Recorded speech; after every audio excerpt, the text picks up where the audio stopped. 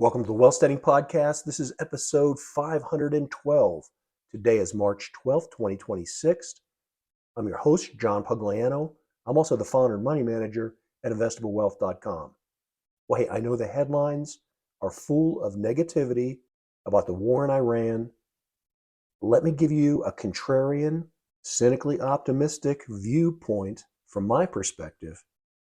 I think the overall price volume action is indicating that the market reaction is much more muted than the media narrative would have you believe.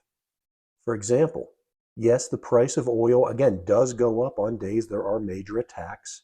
However, put that in perspective. On an inflation-adjusted basis, oil is much less than it's been during previous conflicts where we saw the spike. Go back to the financial crisis. Prior to that, 2007, I think we saw an oil spike of about $145 a barrel.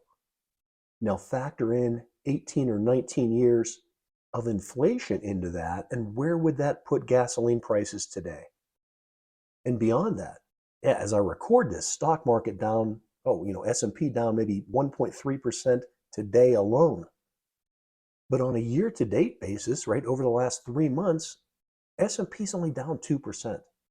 And from its all-time record high, just 3-4 weeks ago, S&P 500 is down maybe 4.25%. So yes, the markets are turbulent, and they should be. There's a major bombing campaign going on in an area of the world where 20% of the oil comes out of. But keep in mind, again, the majority of that oil is going to Asia, specifically China and India. And the counterintuitive part of that is that look at American chemical companies, which have been in a slump for probably 3 years. Companies like Celanese, Dow Chemical. Some of those guys are up well into the double digits just over the last week. Higher oil and petroleum prices in Asia convert to more profits for U.S. companies. Also keep in mind my philosophy on long-term investing. Losses are limited, gains are infinite. Short-term, things could potentially get a lot worse for the S&P 500, but you know what? Short-term, they could also change on a dime. We don't know what kind of tweet that could come out of the White House that could totally change the situation. Yeah, so there will be short-term losses, but long-term, the gains are infinite. And let me give you a historical perspective. I want to remind you of the date, 1968. Now, I've talked about that. It's been a long time ago since I brought that up. But that's a formative year for me. Listen, I was a little kid back then, but things were so bad in the United States during that era that it's made a lifelong impression on me. Let me tell you what was going on in 1968. Our economy was in the tank. Our manufacturing companies were losing market share to the likes of Japan and Germany. We had a hot war going on in Vietnam where our young men were getting slaughtered on a daily basis. And there was major protests and civil disobedience in the United States to protest that war. The elementary school that I went to would frequently have classes disrupted because people would call in bomb threats. And the civil disobedience was not just about the Vietnam War. We were in the midst of the civil rights movement, and there was a great deal of racial violence. We're talking about 1968, Martin Luther King was assassinated, Robert Kennedy was assassinated, and the political parties were in turmoil.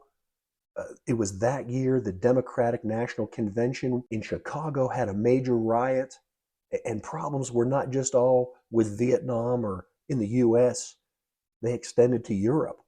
Today people are concerned with the military action going on in Ukraine, but you know what? Back then, the Soviet Union didn't have to wage a hot war because it could move with impunity across borders and was rapidly expanding not only into Eastern Europe, but really around the world. Keep in mind, in 1968, Soviet tanks just rolled across the Czechoslovakian border and took the country over. Now, I bring this up because Most of you listening to this episode have probably never even heard of Czechoslovakia. For that matter, you may have not even heard of the Soviet Union. And that's the point. You see, despite the negative headlines, the threat of being in World War III with a nuclear war potentially coming from not only the Soviet Union, but from China because of our activity in Vietnam, all this going on in 1978. And yet you fast forward to today, and not only does Czechoslovakia not exist, but the Soviet Union, the biggest threat of the era, isn't even an entity anymore. But you know what is? Oh, there's Coca-Cola and ExxonMobil and Johnson and Johnson and IBM and Boeing and Caterpillar, Procter and Gamble. I could list another probably 60 or more companies that were blue chip stocks trading in the S&P 500 in 1968 that are still blue chip S&P 500 stocks today. So all that negativity, all the problems, and I'm telling you, 1968 and that era moving forward for the next more than a decade, 15 years at least, they were bad times for the U.S. in terms of civil disobedience and politics and economics and global instability. But opportunities abounded. I mentioned these old legacy companies. How about the tech companies that didn't even exist back then, that are dominant today? From Microsoft to Google to Facebook to Nvidia, Netflix, Amazon, things that people couldn't have even imagined of in 1968. The fact of the matter is there will always be bad news. There is always going to be a crisis du jour. That's how the media makes their money. They build wealth by promoting gloom and doom. But you as an individual, that's not how you build wealth. If you get distracted by the media negativity, you'll be blinded from seeing the opportunities that exist, and you won't realize that you are living in the most prosperous time in the history of humanity. Back in 1968, most people didn't see the opportunity that was right in front of them, just like people don't see it today. That's why only 5% of the population ever becomes financially independent. They focus on the negative instead of seeing and taking charge of the future opportunities. The good news is it all comes down to you and the actions you take to make the most of your God-given talents.